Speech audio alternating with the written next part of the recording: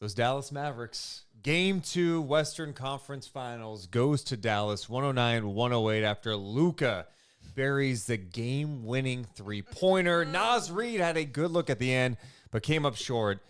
And the Mavs are up 2-0 after getting 2 wins in Minnesota. Game 3 in Dallas. Wow. What a fun ending to the game. If you're not a T-Wolves fan, I should preface that, because as just an NBA fan, when you get a playoffs game like that, and, it's kind of slow in the beginning or toward the second quarter, right? You just feel like, okay, T-Wolves finally figured it out. They're up 18. Yeah, they're going to pull away. This is what it is. The Mavs go on that run. And then when they go on the run, it never felt like they were actually, okay, they get the lead. Okay, they finally get the lead. And it's toward the end of the game. And then they were just executing so many different things late in this game. And then to have Luka make the biggest shot of the game in that moment, in that fashion. I mean, this is what you watch for. He was fantastic. And, in the first quarter, everyone's like, he's limping around. He's going back to the locker room at times, coming. Coming. I don't know why I just started choking. Coming back in. Anyway, coming back in. Yeah. This guy is just amazing. And they did some interesting things tonight with some double high screens, and that led to him getting some good looks, his teammates getting some good looks. Let's talk about the end of the game. Thank you. That's where I want to talk about the end of the game here, because it's a situation. It's 108-106. Mm-hmm. Ant turns the ball over. Oh, yeah. So the Mavs get another look at it. Coming out of the timeout, you're wondering, okay, what's it going to look like? Are they going to leave Gobert in the game? They left Gobert in the game. And I think everybody sitting at home knew what was going to happen. The ball was going to go to Luka or Kyrie, and they were going to try to get Gobert in action to see if they switch, because they had been switching. And sure enough, that's what happens. Yep. Dallas gets the ball to Luka. Lively comes up to set a screen. McDaniels on Luka. And it seemed like McDaniels just conceded the switch, which allowed Lively to just kind of carry him down into the paint, and it left Luka one-on-one with Rudy Gobert, and man, did he make him dance. Bang! 3 in his face, talking shit afterwards. It was just a dagger shot. There's a lot of talk about what went down in that final play. Where do you weigh in on what went down? Thank you. I want to go with a few different things. I think ultimately you look at the coaching and how that final defensive possession was coached or talked about. I mean, that's not what you were supposed to do. Well, let me ask you this. What? Let's say you want Gobert on the floor in the situation if you're Chris Finch. That's what fine. you want. How would you have played it differently if you're there? Cross match. Shove Gobert on somebody else.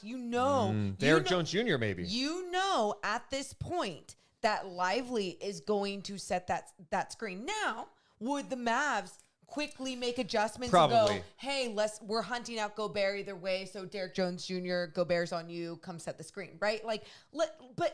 But you still screw with them for a few seconds, and there's 10 seconds left on the game clock out after the sideline out of bounds passed into Luka. So it would still make them think, time would have to run out. So you cross-match Rudy Gobert, let's say. Let's say that doesn't even happen, right? And you still have Rudy Gobert on Lively. Why not just have McDaniels and Rudy Gobert stay on Luka? Ultimately, the thing that should have been told to these guys in the huddle, do not let Luka take the final shot. Even if it's Kyrie, of course that's not much better. But do not let Luka take this final shot, and do not let him take a 3. If there's a way that you could have blitzed him, and even if Luka finds Derek Lively on the roll, Derek Lively with the ball late in the game, I want a rookie making a decision there. And the worst that he could do is maybe throw up something to tie it. Maybe he sprays out for a 3, but who knows if Minnesota reacts the right way. They get a deflection contested. Who knows what happens? I think they play it the worst way possible. You can even make the case, all right, maybe you have Rudy Gobert off the floor in this situation.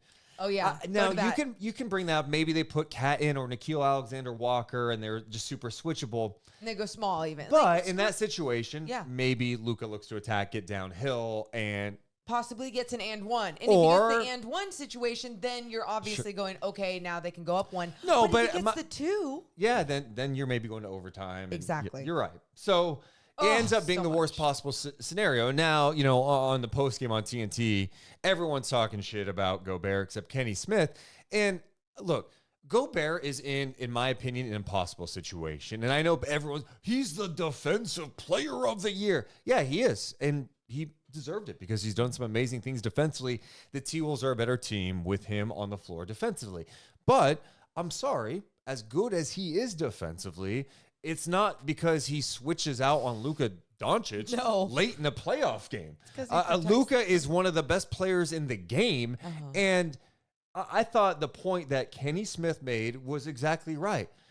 Luka could have done that tonight. On anyone. On Jaden McDaniels. On anyone. He's done it in this series on those guys. He's done it on anybody in the NBA because he's that great of a player.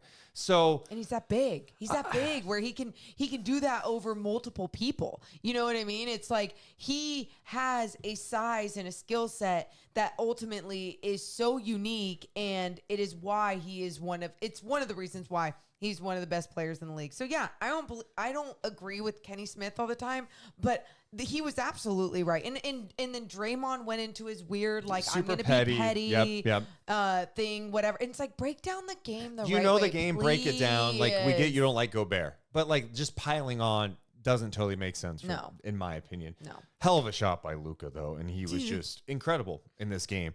I do want to rewind, and then we'll kind of get back to some of the Mavs players and what's going on with Minnesota.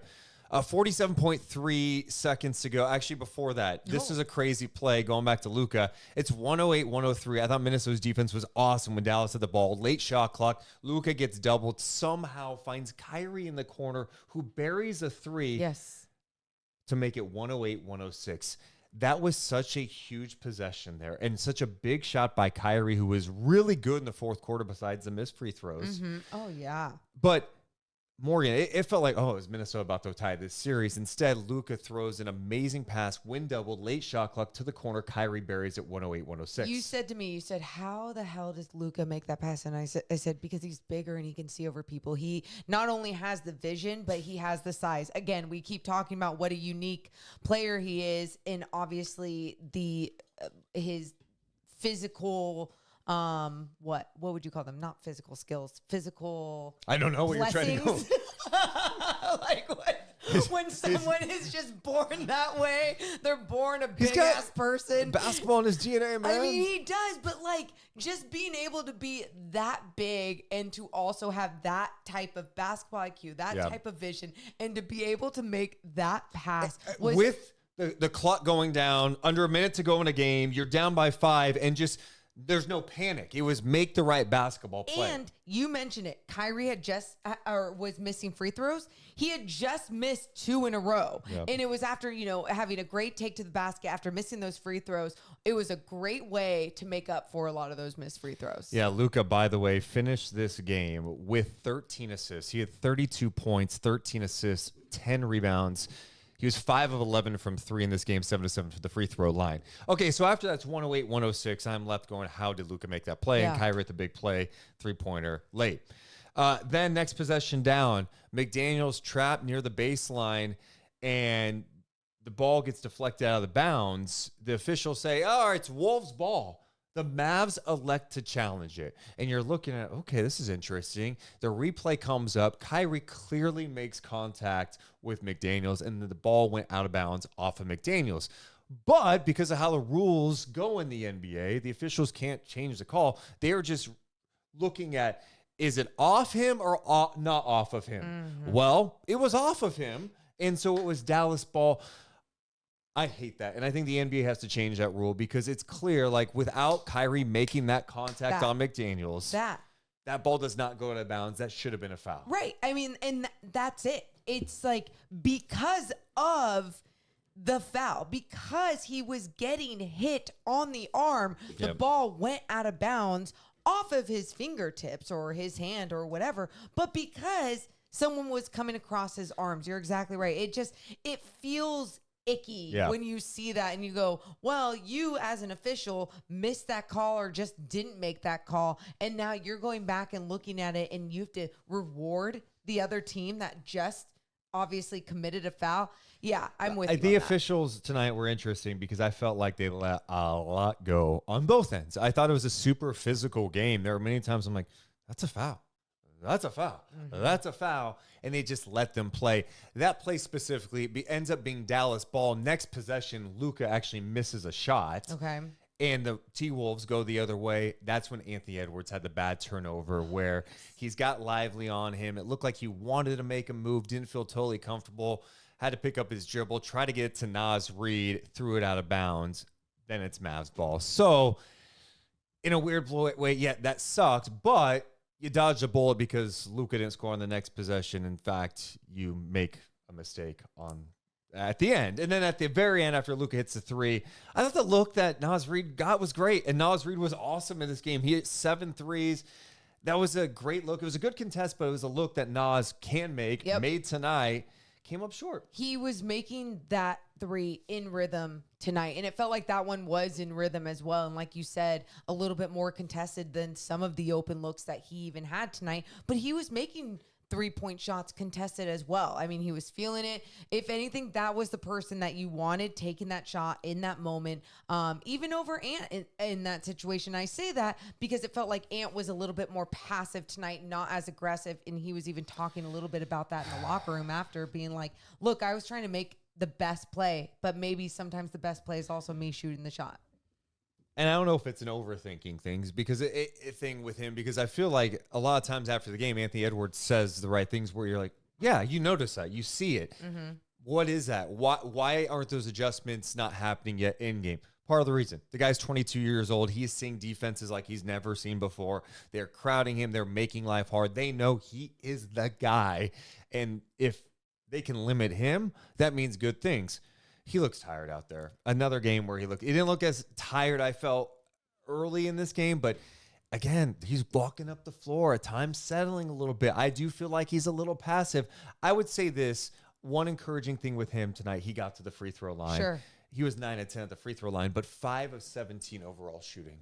Yeah. And that alone, like, I feel like he is the type of mentality where shoot, he's going to shoot anyway, even if he's missing, doing whatever. And I know he felt like he was finding the open man. He finished with 7 assists and still doing a great job making the defense collapse on him, but he also had to look for his a little bit more. Charles Barkley just said, and again, I don't know if he knew that this was 100%. He was even saying there were reports that Anthony Edwards was getting oxygen on the side. And he goes, but there were reports. And then, so I don't want to just speculate. I want to make sure we see it before we just go in that direction. But Charles Barkley's sitting there saying this on TNT. And I'm like, shit, Charles, you got to know if this is true or not. And then, but he started going off on a different angle, just being like, he's 22 years old and needing oxygen. Is something wrong? Like, what? He is tired. Look, this is a deep playoff run for him too. He just played a 7-game series. I mean, if you need oxygen, you would. I don't even know if that's true, but here's what I do know: the elevation in Denver, the last series he played it's 5,280 feet. Okay, so yeah, I mean, last 3 games for him, 5 of 17. 6 of 16, and then going back to that game 7, 6 of 24.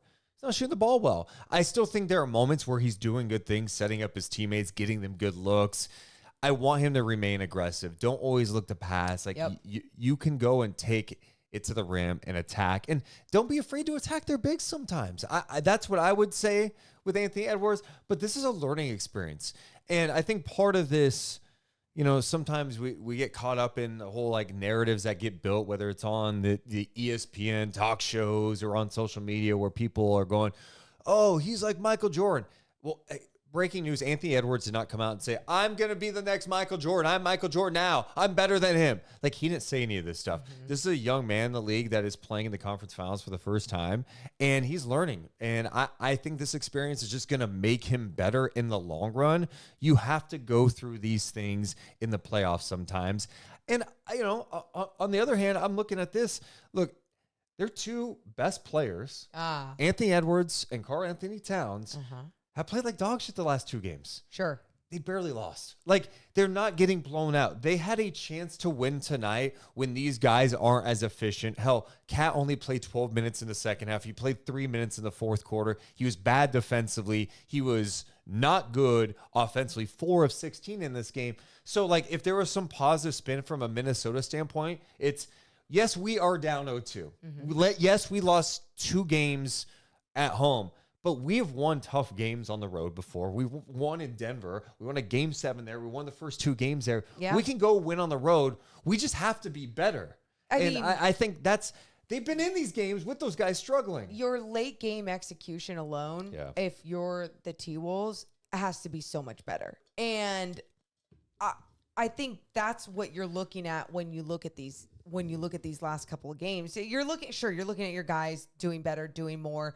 But how many times have we talked about? I mean, you're up by 5. How many times have we talked about, and how many times have we seen that these teams that are left, when they play like a full team, when they go down the roster and everyone is contributing, even if sometimes your stars aren't having the biggest games, but everyone is contributing, it can be this great team win. And I feel like Minnesota keeps wanting to go in that direction, but then their stars aren't stepping up in executing late in games. Cat wasn't even on the floor because he couldn't execute. He couldn't do what Chris Finch wanted him to do. And that alone is so telling. And I know you can feel that type of energy from your team and from those players. And I'm of the opinion, I haven't heard Chris Finch talk yet, Karl-Anthony Towns wasn't on the floor because he was 4-16.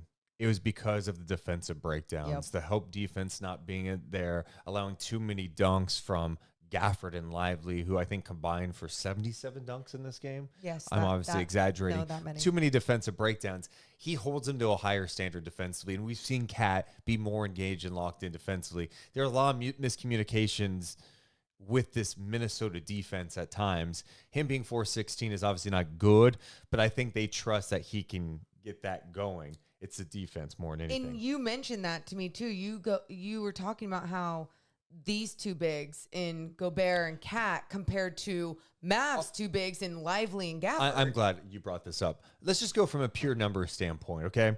Please. Gafford and Lively in this game, and they've been really good the first 2 games. Game 2 tonight, they combined for 30 points, 15 rebounds, 5 blocks. They got the 30 points on 14 of 16 shooting, missed 2 shots. Rudy and Cat combined for 31, but did it on 10 of 26 shooting. 10 of 26 shooting. They missed 16 shots.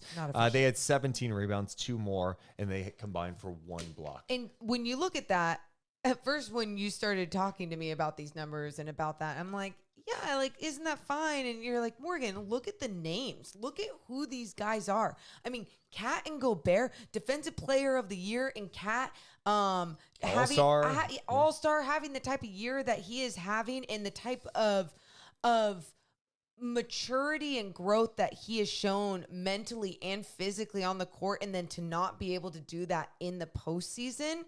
He's not that young anymore where it's like, oh, he's never, I get if you say experience and not being here, I completely understand that, but he's been in the league and he knows what it takes, and he's taken so many steps, so many leaps, and for him not to do it in the postseason and to allow the other bigs on the other side, a rookie, and then Daniel Gafford, who gets traded over there at the trade deadline, it's just, it doesn't feel right. The energy that the Dallas Bigs have brought, that tandem is just fun.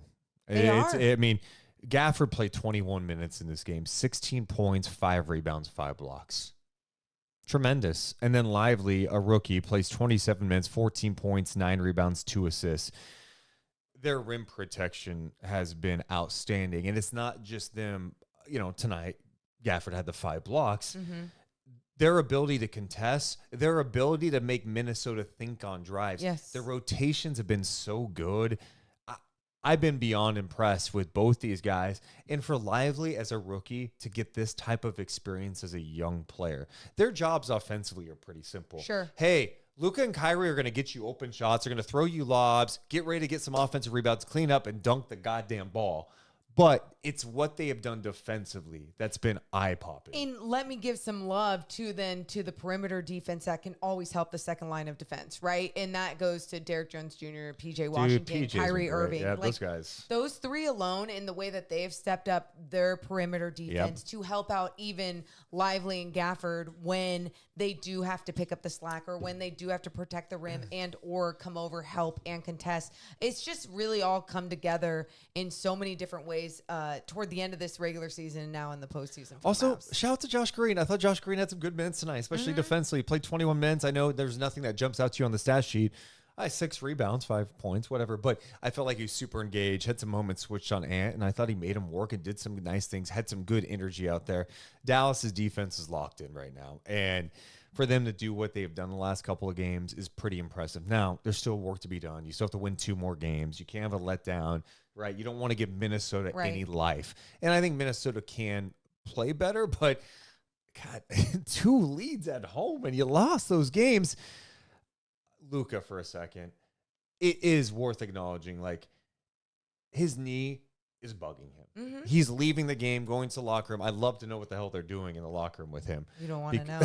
Because he comes back in, and for him to be this productive in the shot making, when contested, the passing, the all-around game, this is like legendary stuff he is doing right now while being banged up. There's been times throughout the last couple of seasons when I'm watching him play, I am like just not impressed. I am just like, what is this guy doing? He's letting everyone get into his head. He's so much better than this. And he's out of shape, all the things. And I just feel like this last year, but then especially the last part of the regular season, now into the postseason, not only is he playing some of his best basketball, but best like leader basketball. Like, he is showing by example. He is not hanging his head and bitching after every single play. Like, he's an emotional guy and he's going to remain emotional forever. But I think he's done a great job of channeling that in such a much more positive way. And then you talk about him being all beaten up, Deuce. It's got to be inspirational to some of these teammates for him to be able to fight through it. I mean, you saw Kyrie talking to Allie LaForce after the game with so much joy, talking about Naz Reid's open 3 and being like, oh, coach is going to be on us for that. I mean, man, he had such too good of a look. But then talking about this is what playoffs is all about, so fun, and Luka being able to carry us. You know, when you hear that from one of your other best players, Luka is carrying you when he had how many field goals in the fourth quarter? I don't know the exact number. But I think the one shot he made was the end. Yeah, he was 1 of 3 because that's because then Kyrie got it going. Kyrie in the fourth quarter had 13 points on 4 of 5 shooting. Gafford was 3 of 3, and then Luka was 1 of 3. He was 2 of 2 at the free throw line. So it was the biggest shot, but it wasn't just his shot. It wasn't just that shot. Luka carrying them. It was what he was able to do throughout him being all beaten up and everything and getting everyone involved. He had 5 assists the fourth quarter. There you go. Kyrie had 3 assists. Wow. So those guys combined for 8 assists in the fourth quarter. Dallas outscored them 30-22 in that quarter. And I think in the second half, I want to double check this just for fun. Second half, 61-48 Dallas. Dallas in the second half shot 60%. They were 8 of 17 from 3. They had 26 points in the second half, 13 of 19 in the paint. So a big time second half for them. And now they head home pumped up, 2 wins away from trying to get to the NBA Finals. Luka's first NBA Finals appearance. It's so close, but close. You know, it's so far. Minnesota, they're a good team. Can they respond? That's the other thing. Like Jaden McDaniels, who had the string of 20-point games, he had 2 points in this game. Right? 2 points. He was 1 of 6. So they got some good things from Naz Reid, who the shot making from him tonight. Incredible. Get some good looks, but he had a nice drive late for a jam that I thought was really nice. I thought Conley was really good. It was good to see him be aggressive and take it upon himself to like, I got to go get some buckets in there tonight. But they need Ant and Cat to be better. And it's as simple as that. Can those guys get it together and make this a series again? It's going to be tough. I know. It's gonna be tough. I want to see it though. I want to see this series keep grinding it out. Like the last 2 games, they've had to grind it out all the way to the end where you're just like, oh my God. Well, they were on the reverse end of this last series, right? They go to Denver, won the first two, and then Denver went there and answered. Yep. And so it's not easy. This is fun. But it's going to be interesting to see. Let us know what you think about this series. Is it all over? If you're a Minnesota fan and you're for some reason watching this tonight, how are you feeling? What adjustments need to be made? Can you guys get back in this series? From a Dallas perspective, Mavs fans, how are you feeling? Do you already have the champagne on ice? You better not. Don't jinx it, right? Oh my God. Yeah, that's so dumb. Like, let us know how you felt about this game. All right, game 2. Let us know in the comments below. Hit the thumbs up and subscribe. Deuce and Mo. Deuce and Mo. Deuce and Mo. They tell you what they know. Deuce and Mo. Deuce and Mo. Deuce and Mo. The podcast that